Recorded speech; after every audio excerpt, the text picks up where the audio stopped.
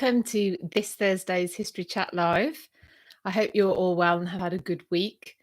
As usual, I'm streaming live on Instagram and on YouTube, and these are also available on playback afterwards. And welcome also if you are listening on the podcast. So I have lots to talk to you about this week. It's been a fab week. We've tried new things on Instagram, so I'll tell you a bit more about that later. And also I've had a few videos that I got around to putting out on YouTube as well, so I will do a little recap on those as well. So welcome everyone, thank you for joining me. Like I say, I hope you've had a nice week. I hope you've got your cup of tea ready or whatever it is that you partake in at this particular time of the day and week. We're nearly at the end of the week, nearly the weekend here. So hopefully you've had a good one and a productive one. Mine's been fairly productive. I've still been dealing with lots of tour stuff, but I do have some visits and other things to tell you about as well. Last Thursday when I was talking to you, I was lamenting the fact I hadn't got out for the week. I hadn't got out into the world. So I rectified that on Friday and I took a visit to Hereford Cathedral. So I will come back to that in a short while and tell you a bit more about that. Also, I want to tell you about an interesting email I got sent yesterday to an article about an exhibition which is going on at the British Library soon. I don't think it started just yet, which I was already planning to go to along with Sarah Morris, the Tudor travel guide, and Deb Royal of Tudor Times. We do a Sunday Travelling Tudor Britain clubhouse room together, and we decided we were going to go and see this particular exhibition together, and that is an exhibition on Elizabeth I and Mary Queen of Scots at the British Library. Now, when we decided to go there, it's just right up our street for a start. We're obviously going to be going to see this exhibition about Elizabeth and Mary Queen of Scots. One particular thing caught my eye, which was the Chequers Ring is going to be on display there. And for any of you who don't know, let me tell you about the Chequers Ring. So the Chequers Ring, welcome. Thank you everyone for joining on YouTube and Instagram. Hi, I can see you all joining. So thank you so much for spending your time with me. So let me tell you about the Chequers Ring, which is going to be on display at the British Library for this Elizabeth and Mary Queen of Scots exhibition. The Chequers Ring was worn by Elizabeth I, and it's a locket ring. So it's tiny, about the size of a little fingernail, if that. Depends on how big your fingernails are, I suppose. And it opened up. So let me tell you about the outside first. The outside of it has an E in, I think, rubies, because they're red. Is there another stone that's red? I don't know. So let's say rubies. An E, the letter E, obviously for Elizabeth. Open it up, and inside are two tiny portraits, one clearly of Elizabeth, and the other has been the subject of some debate as to who would be the other lady depicted. Could it be a younger Elizabeth? Could it be Catherine Parr? But I think most people now come down on the side of it's Anne Boleyn. It's Elizabeth's mother, Anne Boleyn, which would be extremely exciting, actually, if that was ever proven, because contemporary, well, it wouldn't be a contemporary portrait of her, would it? But obviously she would have a likeness of her mother in this ring. And it's called the Chequers Ring, confusingly, because it is stored at Chequers, which is our Prime Minister's summer home. That's the reason it's called the Chequers Ring. So hi everyone, hi, welcome. I'm just talking about the Chequers Ring, which is going to be on display at the British Museum soon. That one reason. Oh, the other, sorry, and what I should say about that ring is it never goes on display. It's been on display once in the last decade, I think, to the public. So it's very exciting that that's going to be there. But there's something else there that I hadn't realised. was going to be there. And not only is it it's something I didn't know existed. And there's an article in the Telegraph, which Jenny sent me yesterday, about a letter effectively sent to Mary from Elizabeth via Mary Queen of Scots jailer at the time, Ralph Sadler, and it basically sets out terms to kind of, you could do this and do that and basically be free. So a way of getting out of the final trial and execution. Anyway, as we know, it came to nothing, but that letter is going to be there, ostensibly, from what I can tell. And I need to read more about this. And it was an article from John Guy. So any of you know John Guy, he's written amazing books about Elizabeth and Mary, and had a big hand in, I think his book was what the story, the film Mary Queen of Scots was based on as well. So he discovered these letters. He was contacted when they went on sale, I think it was, and to have a look. And they're apparently in pristine condition. I think Ralph Sadler must have kept them, and they're in very good condition. But one of the terms, I think, was basically, yep, you go back up to Scotland and you rule with your son, and then James. And then when James wants to marry Elizabeth, will get a say in who he marries. Well, this was little too late. James was already an adult, and he wasn't consenting to this. So I think that's why it went nowhere. It does. It shows us that Elizabeth, I think most people would know that Elizabeth was extremely, I wouldn't say reticent, what's a stronger word than reticent, to have Mary put on trial and executed. But this shows that she was actively finding another way, trying to actively find another way. So that's extremely interesting, I think. Anyway, so that got sent to me this week. I thought you'd be interested to hear about that. And when I go to the British Library, like I say, with Sarah, the Tudor Travel Guide, and Deb from Tudor Times, I'm sure there will be a plethora of blogs and write-ups from us about that. You can't normally take photos in those exhibitions, so I doubt very much we'll be able to bring you any photographs of it. But that doesn't stop us yabbering about it, does it? Michael, Chequers has connections to Freemasonry. The black and white checkered floor is one of its symbols.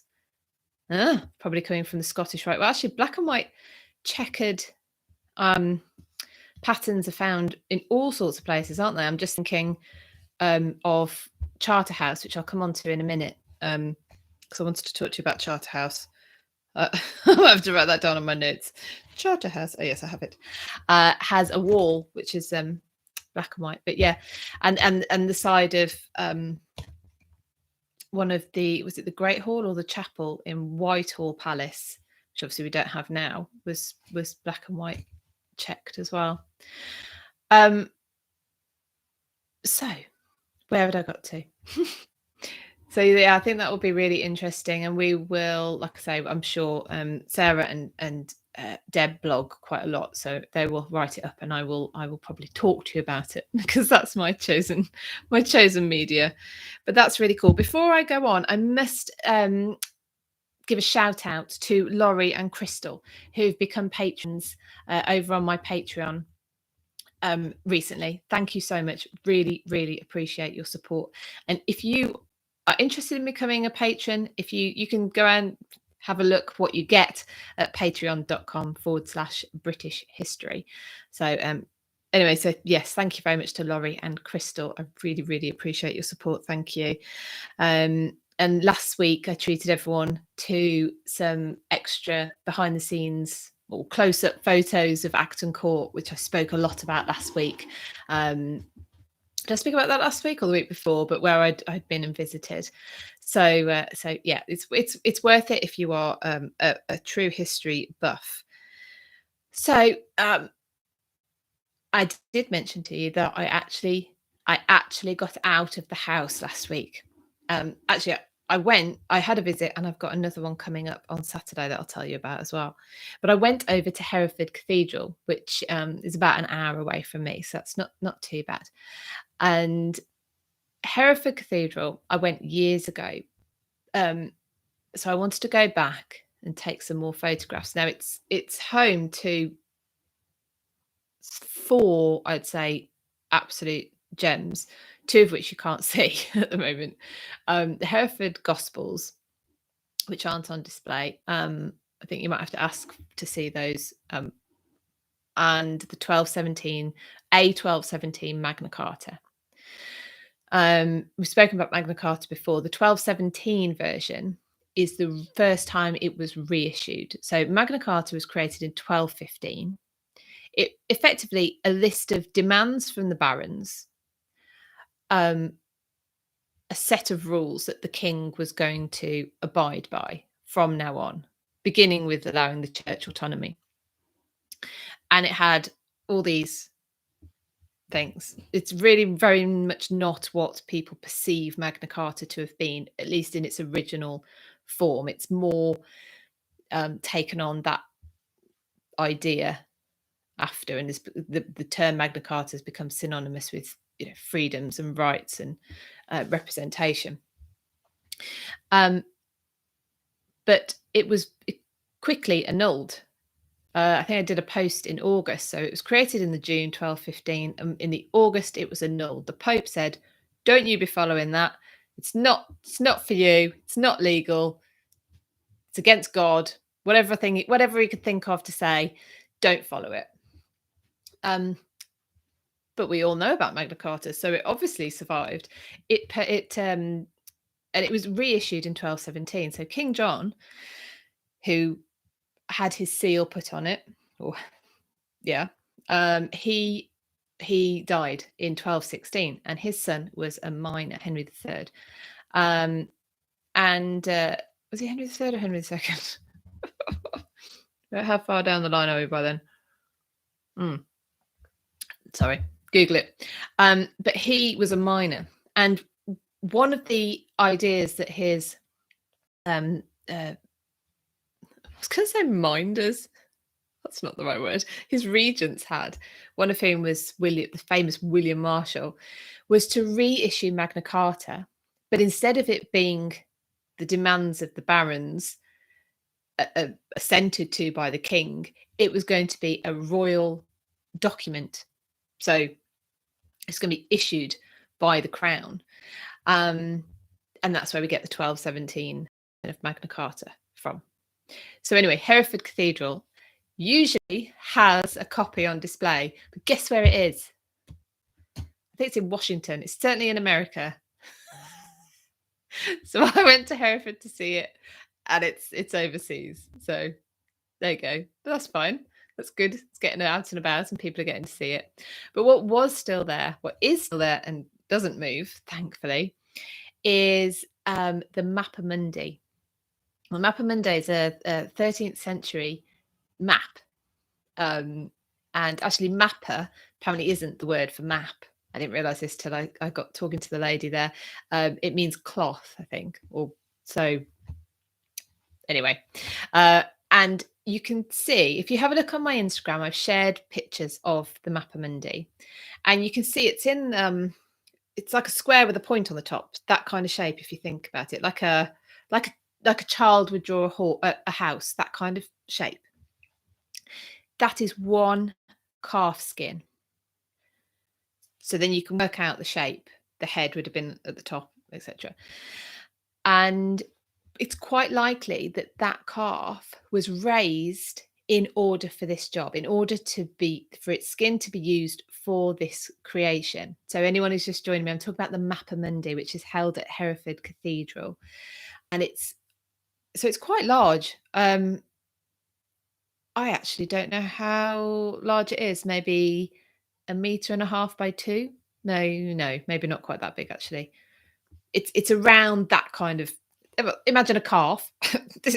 Anyway, laid out. Maybe don't imagine that actually.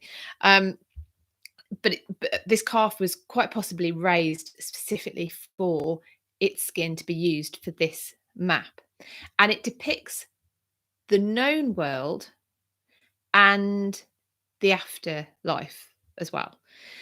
And it's not supposed to be a graphical representation of exactly what's um on the earth. It's more like an infographic now. Oh God, I'm such a heathen. So it will it's got on there England, and Hereford, of course, London, but it's got Babylon.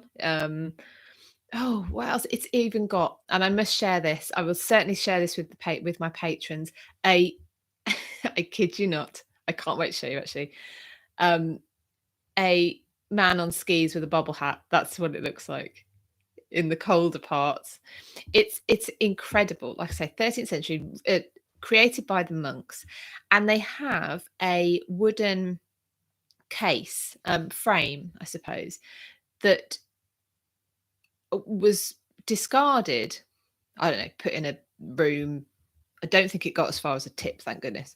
But was discarded, and they thought, wow, that's probably something to do with it. It's the same sort of shape. And what's incredible is there is so Jerusalem is bang smack in the middle of this map, and they did use compasses. And some of the circles, the detail on there is amazing. Hello, Gail. Welcome. The detail on Mapamundi is incredible. And like I say, right in the middle is Jerusalem. And in this frame, so it's got a back as well, this frame has, there's a hole. So they think that even the frame, it wasn't just used to house Mapamundi, but it was created whilst in this frame because of the holes that are in there. So I thought that was quite fascinating. Have a look on my Instagram. I have shared some. Oh no, I did a reel. I don't know if I shared any photos yet. I will do. But I did do a reel. While I'm here mentioning reels, also I promised you a reel on Arabella Stewart or Arbella Stewart. And where she fits in the line of succession after Elizabeth, because she was potential for the throne after Elizabeth. So I promised I would try and explain that. Welcome, James. Thank you for joining. So I promised I would try and explain Arbella Stewart's or Arabella Stewart. She's one and the same. Yeah, her family. So if you have a look at my reels on Instagram, please do, then hopefully that will explain all. So yes, I've got a reel of Hereford Cathedral. I'll put some more photographs of the Mapamundi on because I just think it is incredible. It is as well really really what's the word, vibrant. It looks like it could have been done yesterday. It really is fantastic. So welcome everyone who's just joining. I've been talking about my visit to Hereford Cathedral. I've been talking about the exhibition I'm about to go to see on Elizabeth and Mary, Queen of Scots. Gail, I'm sure you'll be off to that at the British Library. And there's this letter in there that we didn't know about before that John Guy has discovered, which indicates that Elizabeth was trying to find a solution, avoid having Mary's head cut off, because that wasn't great for everyone involved. Anyway, so that's what we've been talking about so far. Check out my reels. I will share some more photos of the Mapamundi because, as you can tell, I'm a little bit obsessed with it. The other thing that's at Hereford is this incredible chained library, and this links to the Mapamundi. The Mapamundi almost got sold. Fairly dramatic end. yeah, the Mappa Mundi almost got sold to someone in the United States. Now, as much as I love you over there, I'm quite glad it didn't go. Also, Shakespeare's Birthplace Trust, by the way, almost got sent to America. That's how Shakespeare's Birthplace Trust was established. Did I say Shakespeare's Birthplace was almost sold to someone in America, and that's how the trust came about. That's a very shortened version.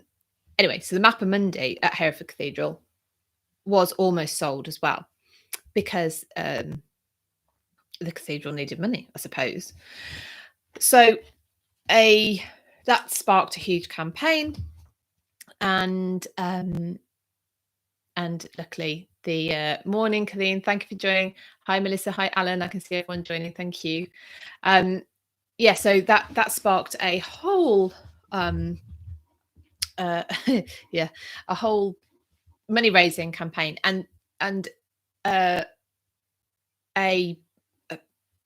so right next to the Mappa Mundi, you go through and you go into the chained library, which I'll tell you about. And I think a lot of the money went towards that. So it went towards keeping the Mappa Mundi, but I think they were actually after money for this this library.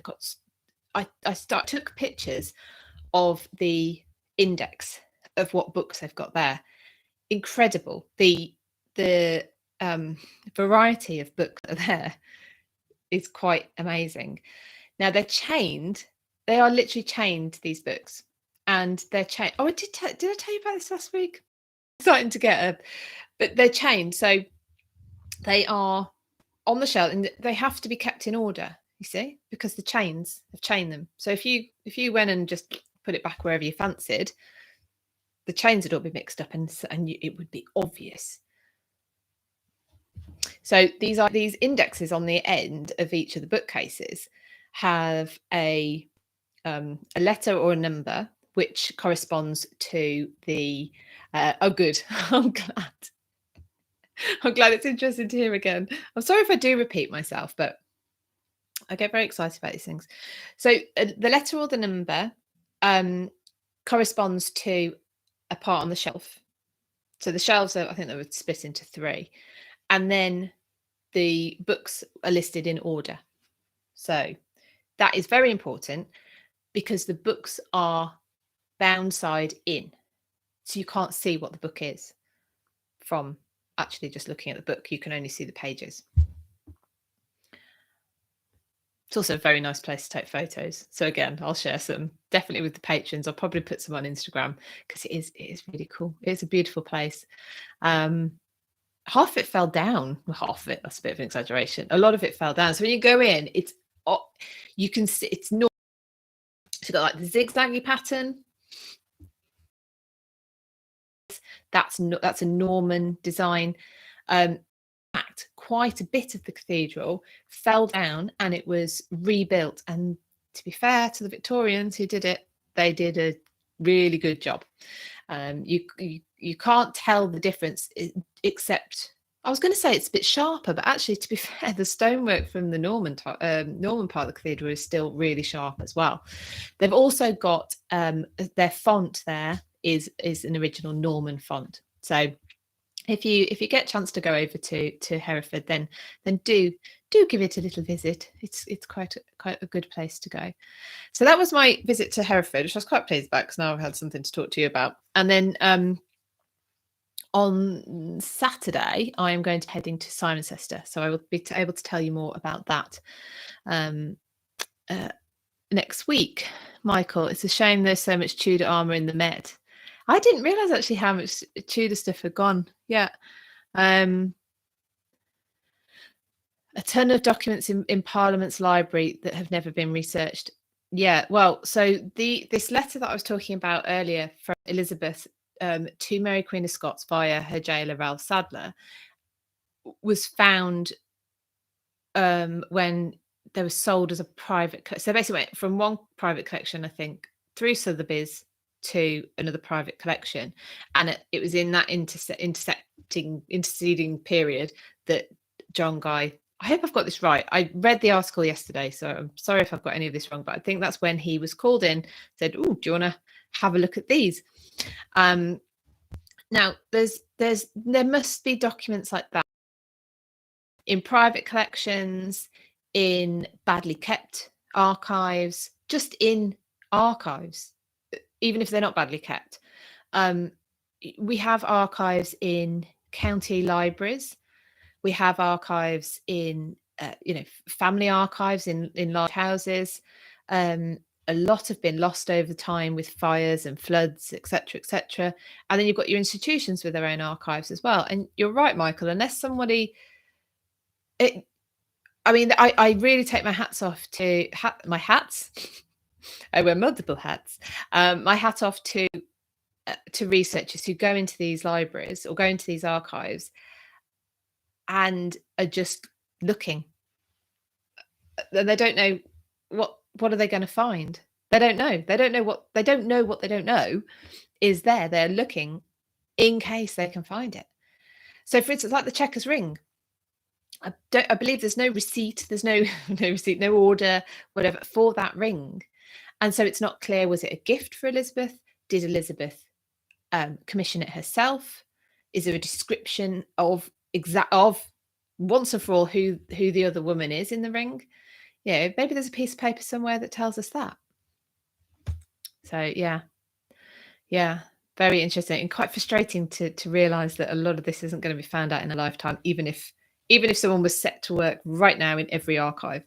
But that's life, I suppose. So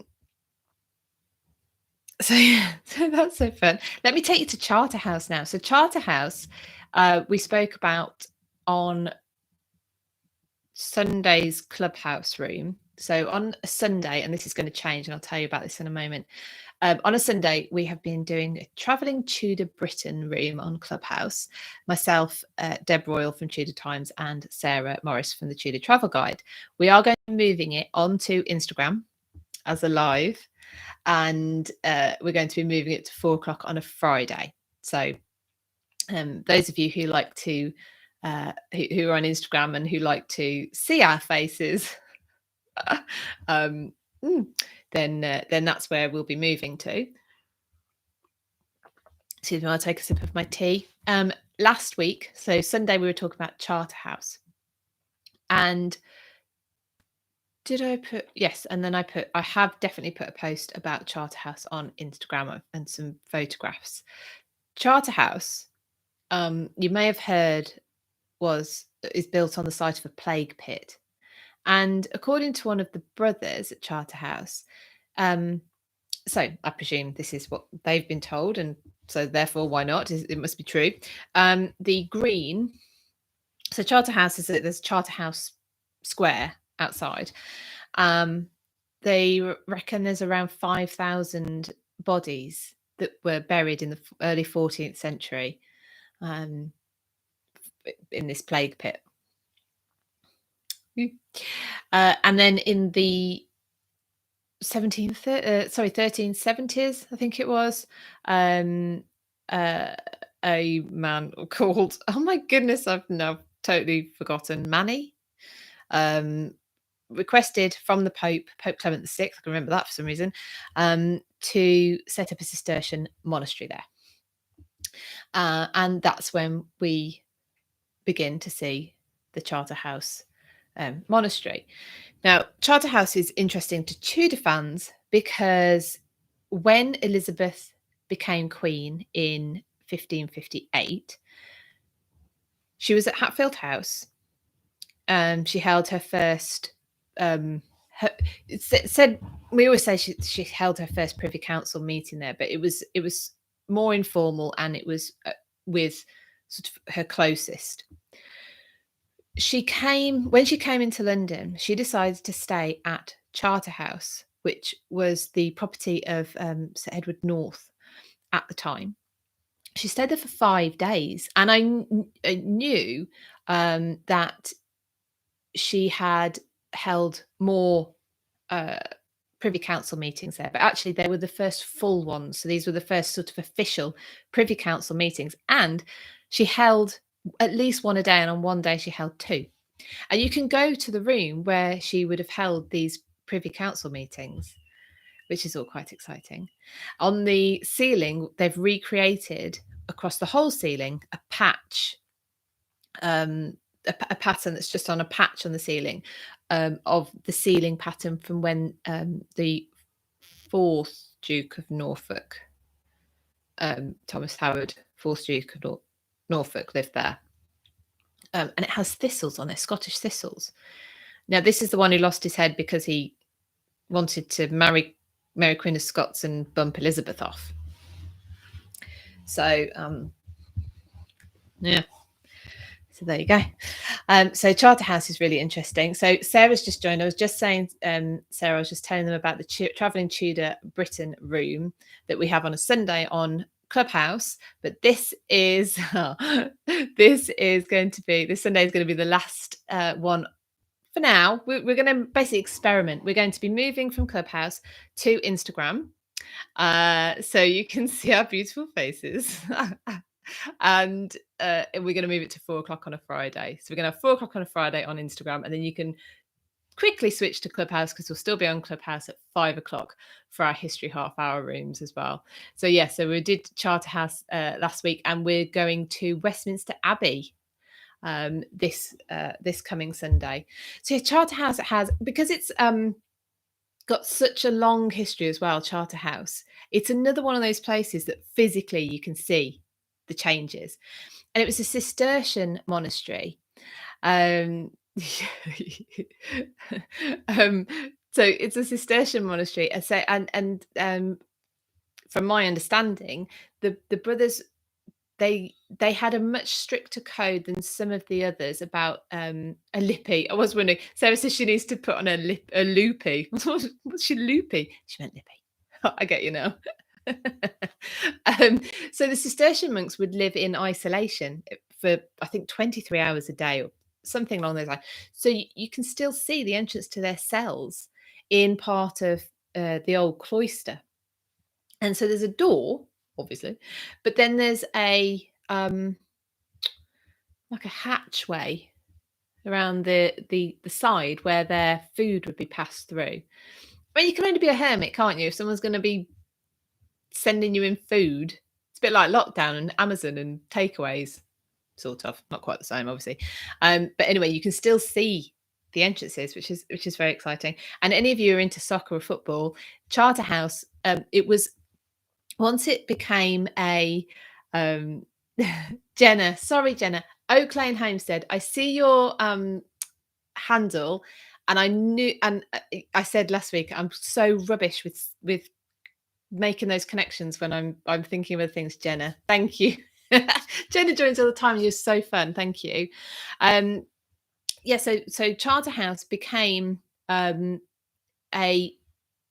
eventually, because obviously it was dissolved, the Cistercian monks, that's a whole story. They're all martyred and recognised as martyrs by the Catholic Church, because they were put to death in a whole heap of horrible ways over a 5-year period as well. They weren't even all killed at the same time because they wouldn't assent to Henry's act of succession, which you weren't allowed to do. You're supposed to follow what Henry said, or pay the consequences, but they did pay the consequences. Now, after the dissolution, eventually it became a school for poor boys and almshouses for elderly men who'd fallen on hard times, ex-military, that kind of idea, but similar to the Royal Naval College at Greenwich.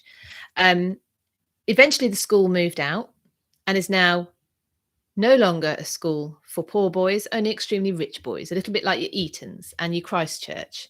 A little bit irritating as far as I'm concerned. But these schools started off as schools for poor boys, and now you need £40,000 at least a year to send them there. Anyway, the almshouses for the elderly men have stayed, and you still have brothers, and you have lady brothers. I think there's a lady brother. She chose the to keep the word brother, which I think is a lovely gesture. But yeah, lady brother, and but so I'm presuming that it was the young boys that were playing soccer and football at Charterhouse, and they played in the cloisters. Well, the cloisters have got open windows, so if the ball went out, they needed a rule. So that's where the throw-in rule comes from. And also, because they're playing in this small corridor, effectively, if your striker, the guy that you have up front to try and score the goals, if he is just standing there, you can get the ball to him, boom, it's straight in the goal. So they created the offside rule, which is basically you have to have one defender in between. Anyway, that gets very complicated. And they keep changing it. But yeah, so the offside rule and the throwing rule for soccer or football is was started at Charterhouse. So there you go. So the history there is massive, and it's very picturesque as well. So that was Sunday, but I should tell you about Friday as well. I don't know if Sarah's still with us, but Friday we had Tracy Borman come and this is back to Clubhouse, and talk to us about Thomas Cromwell. She has written a biography of Thomas Cromwell, which I'm listening to on Audible at the moment. Michael, I'm a rugby fan. Well, you get the gist, I'm sure. Yeah, so Tracy Borman came to speak to us, Ackle, so we're still here, on Clubhouse on Friday. And she's going to be back actually quite soon with this, I think, because she's got another book coming out about the monarchy, about the transitions of monarchy from the Norman conquest up to the present day. So she's going to come and join us and talk about that book. But yes, but she was on talking to us about Thomas Cromwell, who we've all decided. So Sarah, Dr. Kat, who's on with us, and Catherine Brooks, that we all have a bit of a, I don't know if it'd be a crush on Cromwell, but it's a so we didn't expect to feel the admiration and respect that we do for him. And it was really interesting getting into his character and discussing more with Tracy, because he is just a man of so many human characteristics, but a love-hate relationship. Exactly, Jenna. So he's definitely got admirable characteristics. He was obviously very charismatic. Sarah, yeah, I have a crush. He was obviously really personable and entertaining and funny, and someone people wanted to be around. So, you know, when you have Jenna, you have a crush for Henry VIII. Is that because of Jonathan Rhys-Meyers though? Because that's the only way I can have a crush on Henry VIII. Yeah, and so I think I need to revise my list of who I would sit down and have a meal with. You know, you have that, like, that thing. See, Reenie's also looking at Cromwell in a different light. Yeah, Hilary Mantel would be proud of us. But I do think it surprised us. I think we all went in to, we've had a few discussions on, yeah, Jenna, I knew. I think he's yeah, we've had a few discussions about Cromwell, and I think we all did go in expecting to yeah, put him apart and not and be quite scathing, and found that we really don't. So, and his time in Italy fascinates me. I want to know more about that as well. Oh, Michael, is it true that Thomas More tortured people? What, that pious Thomas More? I don't know. Sarah might have a thoughts on that. Does that come out of Wolf Hall, that storyline? Colin, he was a hottie in the first part of his reign. Well, Henry VIII was indeed a hottie in the first part of his reign. Yeah, but this is what happens if you start falling off horses and, I don't know, being jabbed with big wooden lances. Michael Wolf Hall. Yeah, I'm not sure. I don't know. I've not looked into the credibility of that storyline. Yeah, anyway, so we got to Henry VIII. So Jonathan Rhys-Meyers, thank you. Sarah says, I think he did allow persecution of prisoners in the Tower. So the thing is, it was a time of that. Thomas More decided his conscience wouldn't allow him to change his beliefs to stay alive. So if you can be that steadfast for one reason, then potentially you're going to allow other things to happen for that belief as well. Is my viewpoint. So we spoke about Thomas Cromwell. Monday, we in Clubhouse we were talking about, is usurpation ever justified? Which is quite a fun conversation, because you got people usurped, but then they or somebody in their line had usurped the throne already. So, of course, Henry VI usurped potentially by Edward IV, but Henry VI's grandfather was Henry IV, Henry Bolingbroke, who usurped the throne. So did Henry VII usurp the throne? But actually it went on, and then we got into a discussion as well about, well, who are these people who think they can just tell us what to do? What, why do we care? Yes, what goes around comes around, indeed. And it was a really interesting conversation. That was fun. We might redo that one, actually, because that was quite good. That was going down all sorts of dark alleys. So last night, many of you joined us for it. Thank you so much. We moved our History After Dark room, which is our normal Wednesday night room, from Clubhouse onto Instagram, and we did it as an Instagram live.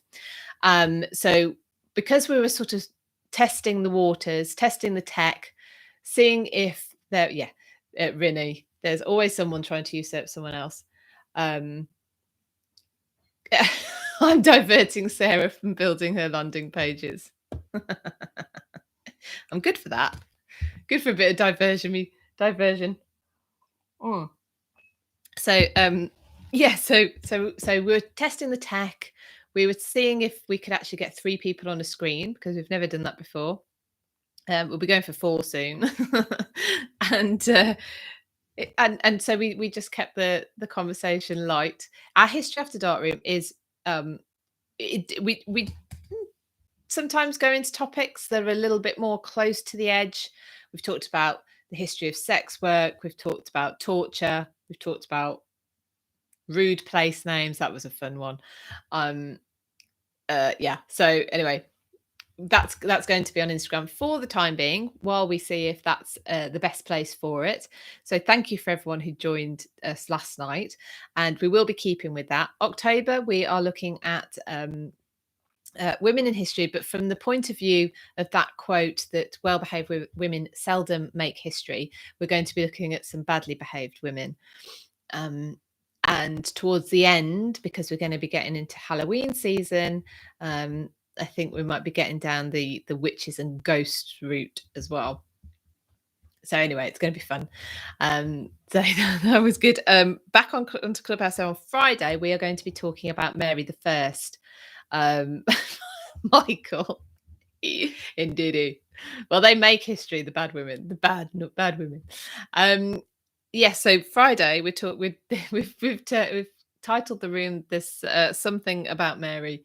So Mary the First was crowned at Westminster Abbey in 1553 on the 1st of October. It was a Sunday that year.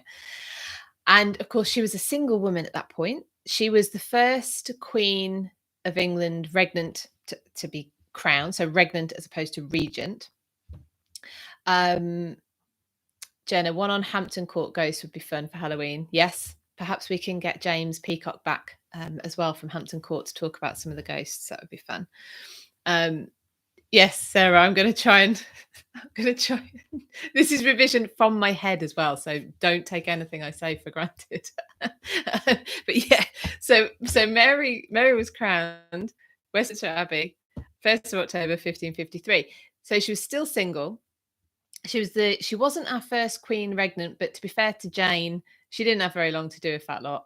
So although, we can certainly argue that we should call her Queen Jane, not just Lady Jane Grey, Mary was the first one to be crowned. So Mary burned and prayed and justified herself. Indeedy. Although, as Kat says, Mary created martyrs and Elizabeth created traitors. So there's some clever stuff going on in Elizabeth's reign, which meant that she didn't get the same vitriol for what she did. However, so Mary was crowned first Queen Regent as opposed to Regnant, as opposed to Regent. Regent being the Queen, the wife of the King. So she's single. So then pressure is put on her. You need to marry. She wants to marry anyway. At the age of 17, her world got turned upside down. She should have been on the marriage market. That sounds really bad, but the European marriage scene, whatever you want to call it, and suddenly she was worthless in that arena.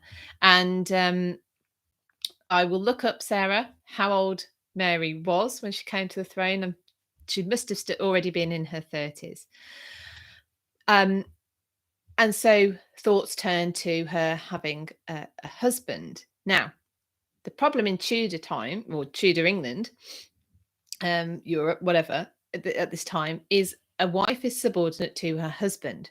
So what do you do if your queen, if your head of the country is a woman and then she gets married? She's supposed to be subordinate to her king, to her husband, sorry. So, and then if that man happens to be the king of another country, which we know he ended up being, does that mean England comes under that country? What happens if the queen dies? Does he then become king of both countries? How does it all work? So all of this had to be sorted out before she went on to marry Philip II of Spain. So we're going to be talking about that and everything that went with it on Friday in Clubhouse. That's 5 o'clock. If you would like to join us, we would love to see you there. So I've spoken about the letter. Sarah's joined since I was talking about that, but so Sarah and myself and Deb are going to see this exhibition, like I say, about Elizabeth and Mary Queen of Scots at the British Library, and it has this letter in it discovered by John Guy, which gives a different view of Elizabeth's. Well, it gives proof actually that Elizabeth was trying to find a way out of executing Mary by actually trying to negotiate with Mary. And it was through one of Sarah's favourites, Ralph Sadler, who was Mary's jailer at the time. Colleen says she has a soft spot for Mary. Renee can't believe it. Well, Mary, Mary's life was turned absolutely upside down. Every aspect of her life was just everything she knew was obliterated. Her parents' marriage, her religion, her relationship with her mother, how she saw her future. Ralph the dude. How Mary's, everything in Mary's life. She's 17, remember, at this point. So everything has been stable. And she thinks she knows her life path. And suddenly everything goes. And I don't think it's a surprise, therefore, that she becomes fanatical or, steadfast. If we're kind. Her father failed her. Her father failed her, most certainly. Yeah, absolutely. Mary couldn't have been any worse than James I. Yeah, I mean, we James persecuted. He had a real thing about witches, didn't he?